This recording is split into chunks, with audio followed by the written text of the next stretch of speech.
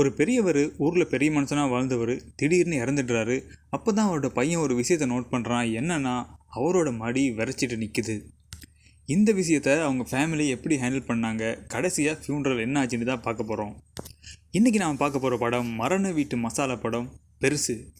ஆலாசிவன் ஊரில் ஒரு பெரிய மனுஷன், ஆனால் பொம்பளைங்க விஷயத்தில் ஒரு வீக்னஸ். பொம்பளை விஷயத்தில் அவர் மைனர்னே சொல்லணும். இப்படி இருக்கும்போது ஒரு நாள் குளக்கரையில் பொம்பளைங்க குளிக்கிறத ஒரு சின்ன பையன் எட்டி பார்த்தோன்னா அவனுக்கு எட்டி அரைஞ்சிட்டு அவரோட ஃப்ரெண்ட்ஸோடு போயிட்டுருக்காரு. அப்போ ஃப்ரெண்ட்ஸு ஏதோ மாத்திரையை பற்றி கேட்குறாங்க. நாளைக்கு கொண்டு வந்து தரண்டான்னு வீட்டுக்கு கிளம்பிடுறாரு. வீட்டுக்கு போனவர் உட்காந்து ஏதோ ஒரு பாட்டு பார்த்துட்ருக்காரு. அந்த நேரம் பார்த்து அவரையே அறியாமல் அவர் இறந்துடுறாரு. அவரோட மூத்த பையன் கண்ணுசாமி ஹெட்மாஸ்டரு. சின்ன பையன் ஒரு குடிக்காரன். மூத்த பையன் வந்து அப்பா இறந்துட்டாருன்னு ரொம்ப ஃபீல் பண்ணிவிட்டு எதேச்சியாக பார்க்குறான். அவரோட மடி மட்டும் விரைச்சிட்டு நிற்குது.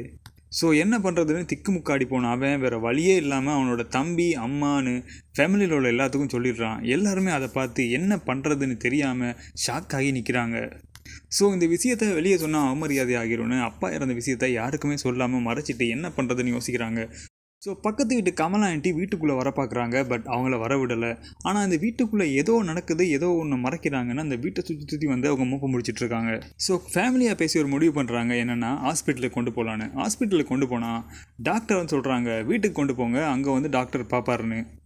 பட் டாக்டர் வர வச்சு பார்த்துட்டு இருந்தால் லேட் ஆகும்னு எதோ வச்சு ட்ரை பண்ணுறாங்க. வீட்டில் உள்ள உலக்கையெல்லாம் வச்சு உருட்டி பார்க்குறாங்க. ஆனால் எதுவுமே ஒர்க் அவுட் ஆகலை. அப்பா இருந்த விஷயத்த யாருக்குமே சொல்ல வேணான்னு அண்ணன் சொல்கிறான். ஆனால் குடிச்சிட்டு இருக்க தம்பி அதையும் மீறி அவனோட ஃப்ரெண்ட்ஸுக்கெல்லாம் சொல்லிடுறான். இப்போ ஹாஸ்பிட்டல்லேருந்து அப்பா இறந்ததை டெத் ரிப்போர்ட் எழுத வராங்க. அந்த நேரம் பார்த்து அம்மாவும் குடும்பம் எல்லாம் சேர்ந்து அப்பா மேலே படுத்து அழுகிற மாதிரி நடித்து ஒரு மாதிரி அவருக்கும் தெரியாமல் மறைச்சிட்றாங்க. கேப்பில் தம்பியோட ஃப்ரெண்ட்ஸ் எல்லாம் வந்து தெரிஞ்சுக்கிட்டு தண்டோரா போட்டு ஊருக்கெல்லாம் சொல்லி போஸ்டர்லாம் அடித்து விட்டுறாங்க, ஐயா இறந்துட்டாருன்னு. இதுக்கிடையில் குளக்கரையில் பொம்பளைங்க குளிக்கிறத எட்டி பார்த்தானு ஒரு சின்ன பையனை இவர் சாகிறதுக்கு முதல் அடித்தார்ல, அந்த பையன் இவரை பழி வாங்கணும்னு அலைஞ்சிட்ருக்கான். அப்புறமா இறந்தாரு ஐயா. அவரோட ஃப்ரெண்ட்ஸு அவர் வீட்டுக்குள்ளே வந்து ஏதோ மாத்திரையை தேடி அலைஞ்சிட்ருக்காங்க. இப்போ பாடியை படுக்க வச்சா ஊருக்கெல்லாம் தெரிஞ்சிடுன்றதுக்காக பையன் ஒரு ஐடியா பண்ணுறான். என்னென்னா, இறந்த பாடியை உட்கார வச்சு முன்னால் ஒரு மேசையை போட்டு எல்லாத்தையும் ஃபுல்லாக கவர் பண்ணிடுறான். இப்போ வந்து சொந்த பந்தம் பார்க்குறவங்களுக்கெல்லாம் ஒரு சந்தேகம். நம்ம வழக்கப்படி பாடியை உட்கார வைக்க மாட்டோமே, படுக்கத்தானே வைப்போம், ஏன் உட்கார வச்சிட்ருக்கீங்கன்னு. எங்கள் அப்பா ஒரு காலத்தில் டீச்சராகி இப்படி மேசை சேர் போட்டு உட்காரணும்னு ஆசைப்பட்டார். அந்த கடைசி ஆத்துக்காக தான் இப்படி உட்கார வச்சுட்ருக்கோன்னு சமாளிக்கிறாங்க. பட் இறந்தவரோட தம்பி, அதாவது கண்ணுசாமியோட சித்தப்பாவுக்கு இவரோட மடி விரைச்சிட்ருக்க விஷயம் தெரிஞ்சிருது. பட் அவர் குடிச்சிட்டு இருக்காரு, அங்கே எதுவுமே நடக்கலைன்னு எல்லாம் ஒரு மாதிரி அவரை சமாளித்து வீட்டுக்கு வெளியே அனுப்பிடுறாங்க. இப்படியே போயிட்டு இருக்கும்போது அந்த நாள் விடிஞ்சு அடுத்த நாளும் ஆகிறது. இப்போ ஊர் மக்களுக்கு சந்தேகம் வரக்கூடாதுன்னு பாடியை ஒரு பெரிய ஐஸ் பெட்டி கொண்டு வந்து அதில் வச்சு அது மேலே துணியை போட்டு மூடிடுறாங்க. இப்போ எல்லாம் சனமும் கேட்குது, எதுக்காக இப்போ எடுக்க போகிற பணத்தை ஐஸ் பெட்டியில் வைக்கணும்னு.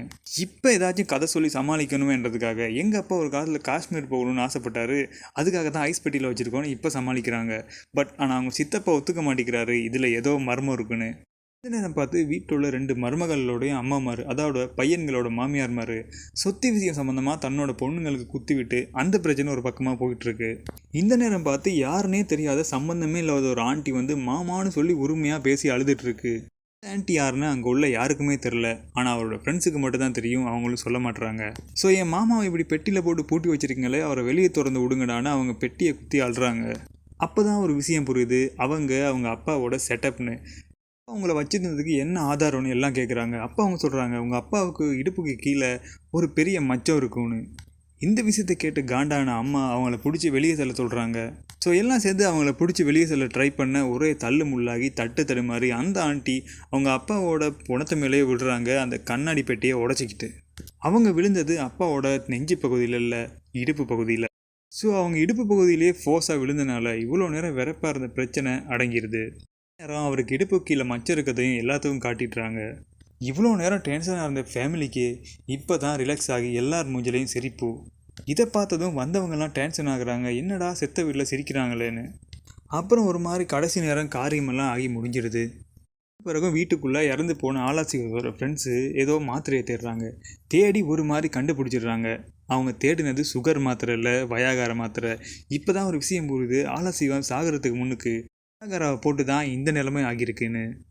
அப்புறம் அவர் மேலே ஒரு காண்டா இருக்கானே ஒரு சின்ன பையன் அவர் அடிச்சிட்டாருன்னு. இவர் செத்த பிறகும் அவருக்கு இவர் மேலே காண்டு தீரல். அவனோட ஃப்ரெண்ட்ஸு கேட்குறாங்க, வயசானவர் தான் இறந்துட்டாரு, இப்போவும் ஏன்டா அவர் மேலே காண்டா இருக்குன்னு. அப்போ தான் அவர் உண்மையை சொல்கிறான். என்னென்னா, பொண்ணுங்க குளிக்கிறதை எட்டி பார்த்தது நான் இல்லைடா அந்த ஆளு தானு. இதோட அந்த படம் முடியுது.